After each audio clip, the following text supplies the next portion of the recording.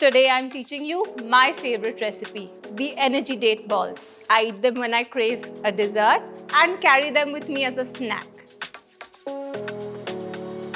For this, I am using dates that have been soaked for about 4 hours and then I'll blitz them in a blender. Dates are naturally sweet and have a low glycemic index. I like to add a whole bunch of mixed nuts. Also, coconut, desiccated. This is a very important step because it will not only bind your mixture but also give you good mono fats. For flavoring, I like to add star anise, touch of cocoa, and we're good. Now that our dough is ready, it's time to roll it out into bite-sized balls.